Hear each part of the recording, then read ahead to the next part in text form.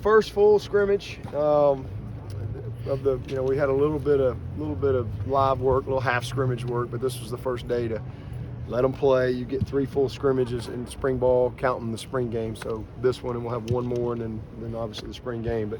But 7 days, man, really pleased with. The biggest thing is just this. It's not always this way, and I'm really, I really like this team in the one aspect of.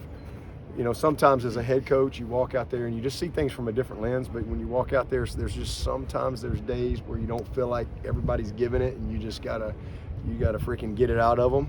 And I have not had not one day with this team in 7 days that I have felt like I've had to go get it. And that is a credit to the leadership. Our staff have really done a great job, but the guys have really shown up every day. 7 days, and that's easy to say early, but for 7 days we've had great energy, and we've had great competitiveness. I mean, it's really been competitive, and the guys there hasn't been one lull in just that spirit, if you will. So I'm really, really pleased with that, and we got a lot of good players out here. It's good to get some of these young guys and get them some work. I'm really pleased. Man, Coach Riley's done a great job. I'm really pleased with offensively what we've actually we got a lot in. We've actually been able to get a lot done, and probably the biggest thing is procedurally we've really been clean. So I'm just very encouraged by what we've been able to do to this point. And obviously we got 7 scholarship receivers that aren't practicing right now live, and missing Tate and Parks, but it's been really good. It's been good to just see us get things installed and see the guys, catch on to what we're doing and having some fun. So it's been a good spring to this point. Excited for these guys. We'll have meetings tomorrow, and then we'll let them have a break for spring break, and then come back and finish up strong in the second half. But I'd say we're ahead of where I would want us, where I thought we may have been at this point. Going in, a lot of new people, obviously doing some things new offensively from not really philosophy-wise, but systematically a little bit, and some terminology and stuff like that, getting everybody on the same page. And they've done a great job, man. Coaches have done an awesome job, and really, really pleased with where we are right now.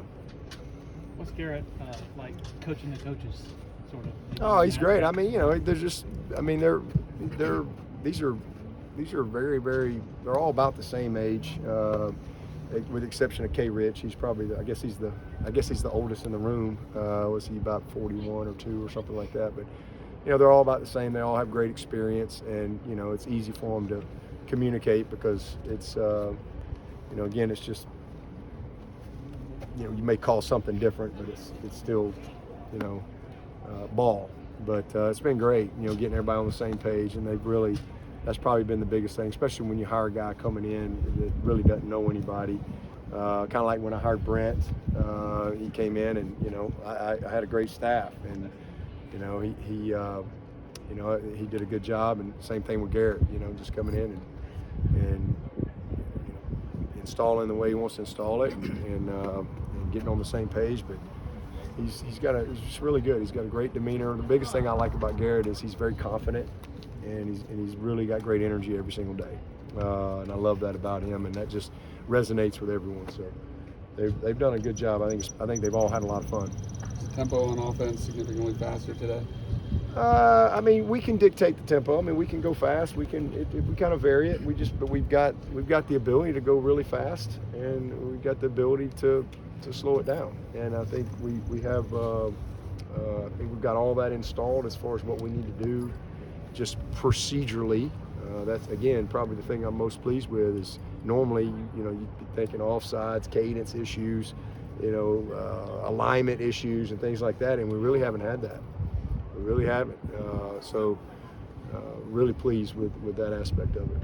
You guys that maybe young guys that kind of you're pleased with right now, that maybe stood out in the first real scrimmage? It's easy to see those young D linemen.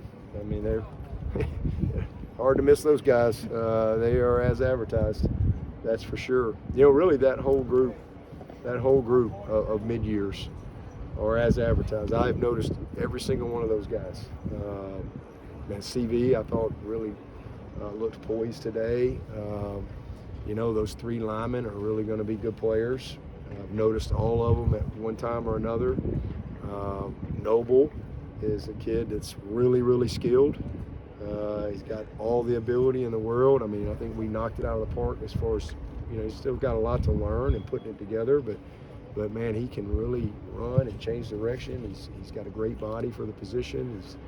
He's a great kid. And then you know, over on the other side, man, those D linemen, jeez, man, those 4 D linemen in here, Burley and Steph Island and TJ and Peter.